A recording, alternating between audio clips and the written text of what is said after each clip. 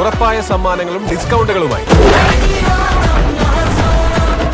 ഈ കാര്യത്തിൽ കോൺഗ്രസും BJPയും ലീഗുമെല്ലാം ഒറ്റക്കെട്ടായി നിൽക്കുകയാണ്. അപ്പോൾ ഈ ചരിത്ര വിരോധത്തിൻ്റെ കാര്യത്തിൽ ഇവരെല്ലാം എത്രമാത്രം ഐക്യപ്പെടുന്നു എന്ന് കാണാൻ വേണ്ടി കഴിയണം. DYFI സംസ്ഥാന സമ്മേളനത്തിൻ്റെ ഭാഗമായി വിവിധ അനുബന്ധ പരിപാടികളുടെ കൂട്ടത്തിലാണ് മിസ എന്നു പേരുള്ള ഒരു നാടകം ഇവിടെ അവതരിപ്പിച്ചത്. ആ നാടകത്തിലെ നായിക കഥാപാത്രം അവതരിപ്പിച്ച ചില പ്രത്യേക ദൃശ്യങ്ങൾ മാത്രം വെട്ടിയെടുത്ത്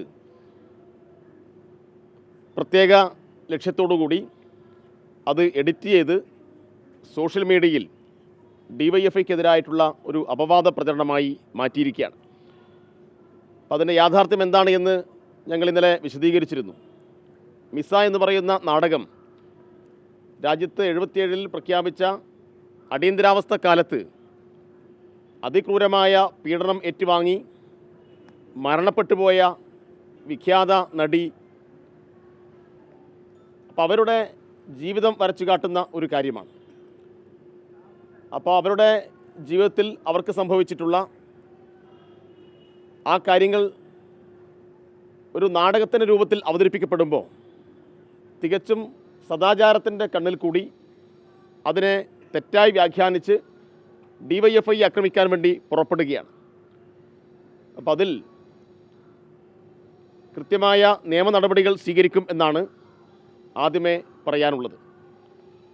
നിയമ നടപടികൾ സ്വീകരിക്കുക മാത്രമല്ല, ആ നാടകം ഞങ്ങളുടെ പൊതുസമ്മേളന വേദിയിൽ നാളെ പ്രദർശിപ്പിക്കും എന്നുകൂടി DYFI പ്രഖ്യാപിക്കുകയാണ്. അടിയന്തരാവസ്ഥ 77-ൽ പ്രഖ്യാപിച്ച് രാജ്യത്തെ നിരവധി മാധ്യമപ്രവർത്തകരെയും കലാകാരന്മാരെയും എഴുത്തുകാരെയും ഒക്കെ വേട്ടയാടിയ വലിയ ചരിത്രം നമുക്ക് കാണാൻ വേണ്ടി കഴിയും.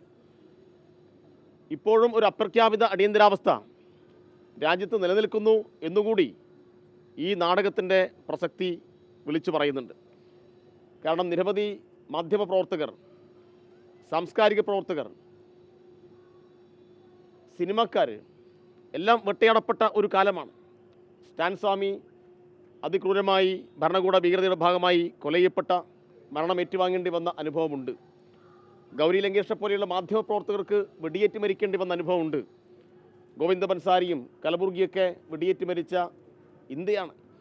അപ്പോൾ വർത്തമാന ഇന്ത്യയുടെ അനുഭവങ്ങൾ കൂടി വിവരിക്കുന്ന, അതിലേക്കൂടി രാഷ്ട്രീയ ഉള്ളടക്കത്തോട് പ്രവേശിക്കുന്ന ഒരു നാടകത്തെ തികച്ചും അങ്ങേയറ്റം ഹീനമായ നിലയിൽ വ്യാഖ്യാനിച്ച് DYFIക്ക് നേരെ നടത്തിക്കൊണ്ടിരിക്കുന്ന പ്രചരണം തള്ളിക്കളയണം എന്നുകൂടി ഞങ്ങൾ ആവശ്യപ്പെടുകയാണ്. BJPയുടെ കാസർഗോഡ് ജില്ലാ പ്രസിഡന്റ് ഉൾപ്പെടെ പോസ്റ്റ് ചെയ്താണ് കാണാൻ വേണ്ടിക്കുന്നത്. അപ്പോൾ അവർക്ക് അറിയാതെ എഡിറ്റ് ചെയ്ത വീഡിയോ ആണ് പ്രദർശിപ്പിച്ചത്. ഈ സ്നേഹലത റെഡ്ഡിയുടെ ജീവിതം വരച്ചു കാട്ടുന്ന ഈ കാര്യം അറിഞ്ഞ ബോധപൂർവം അത് എഡിറ്റ് ചെയ്ത് പ്രദർശിപ്പിക്കുകയാണ്. അപ്പോൾ സ്നേഹലത റെഡ്ഡിയോടുള്ള വിരോധം എന്ന് പറഞ്ഞാൽ അതിനൊരു ചരിത്രം നോക്കിയാൽ, പണ്ട് കേരള സർവകലാശാലയുടെ കലോത്സവം കോട്ടയത്ത് വെച്ച് തീരുമാനിച്ചു. അപ്പോൾ കോട്ടയത്ത് കലോത്സവം തീരുമാനിച്ചപ്പോൾ അന്ന് സുരേഷ് കുറുപ്പാണ് കേരള സർവകലാശാലയുടെ യൂണിയൻ ചെയർമാൻ. അപ്പം അന്ന് ആ കലോത്സവത്തിൽ മുഖ്യാതിഥിയായി സ്നേഹലത റെഡ്ഡിയുടെ മകളെ കൊണ്ടുവരാൻ വേണ്ടി തീരുമാനിച്ചു. അപ്പം അന്ന് കോട്ടയത്തെ കോൺഗ്രസ്സുകാർ തടയുമെന്ന് പ്രഖ്യാപിച്ചു. പക്ഷേ കോട്ടയത്തെ തൊഴിലാളികൾ കോട്ടയം നഗരത്തിൽ കാവൽ നിന്ന് സ്നേഹലത റെഡ്ഡിയുടെ മകൾക്ക് ആ കലോത്സവത്തിൽ പങ്കെടുക്കാൻ അവസരം ഒരുക്കി എന്നത് ഒരു ചരിത്രമാണ്. അപ്പോൾ സ്നേഹലത റെഡ്ഡിയെയും അടിയന്തരാവസ്ഥയുടെ ചരിത്രത്തെയുമെല്ലാം കോൺഗ്രസ്സിന് അന്നും ഇന്നും ഭയമാണ്. ആ ഭയത്തിൽ നിന്നുകൂടിയാണ് ആ പഴയ ചരിത്രം ആരും ഓർമ്മിക്കരുത്. അതുകൊണ്ടാണ് അവർ വീണ്ടും ഇത്തരം വാദങ്ങളുമായിട്ട് മുന്നോട്ട് വരുന്നത്. ഈ കാര്യത്തിൽ ശ്രദ്ധിക്കേണ്ട ഒരു കാര്യം, ഈ കാര്യത്തിൽ കോൺഗ്രസും BJPയും ലീഗുമെല്ലാം ഒറ്റക്കെട്ടായി നിൽക്കുകയാണ്. അപ്പോൾ ഈ ചരിത്ര വിരോധത്തിൻ്റെ കാര്യത്തിൽ ഇവരെല്ലാം എത്രമാത്രം ഐക്യപ്പെടുന്നു എന്ന് കാണാൻ വേണ്ടി കഴിയണം. പിന്നെ കോൺഗ്രസിൻ്റെ സൈബർ ഹാൻഡിലുകൾക്ക് കുറച്ച് ദേഷ്യമുണ്ട്. കാരണം VD സതീശൻ്റെ സോഷ്യൽ മീഡിയ കോർഡിനേറ്റർ MDMA കോർഡിനേറ്ററായി മാറി എന്നത് നാട്ടുകാർ കണ്ടു.